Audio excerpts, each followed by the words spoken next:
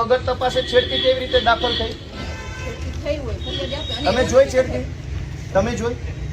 તમે પોતે ત્યાં ઊભા હતા, તમે પેલી બેનને ધક્કો મારીને બહાર લઈ જાવ છો. એ તો સાહેબ એ તો પછી હું આવી હતી, એ પેલા તો બનાવ બન્યો. તમે છેડતી જોઈ? ત્યાં છેડતી કરવા ગયા હતા લોકો? બનાવ બની. હું શું કહું, આ છેડતી કરવા ગયા હતા ત્યાં? એ છેડતી કેન્દ્ર છે? એ કોલેજ છે તો ત્યાં છેડતી કરવા ગયા?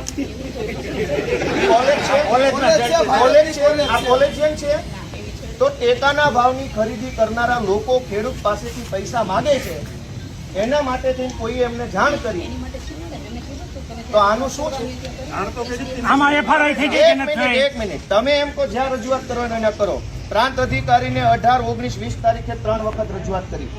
આરએસસી કલેક્ટરને 18 ને 22 તારીખે 2 વાર રજૂઆત કરી. કલેક્ટર સાહેબને 24 તારીખે મેં રજૂઆત કરી. 24 તારીખે સીઈઓને રજૂઆત કરી અને 24 તમને એફઆઈઆર આપી. હજુ તમે એમ કહો રજૂઆત કરો તો ગુંડા તમને રજૂઆત કરવા આવ્યા હતા? બેન, ભગવાનથી ડરો, ભગવાનથી ડરો. તો ધીમે એટલે પણ હું કઈ ખાઈ ગયો? તમે અમને ઉપર ખોટા આરોપ મૂકો. બેન, તમે છેડતીનો આરોપ કેવી રીતે લગાવ્યો ના ઉપર?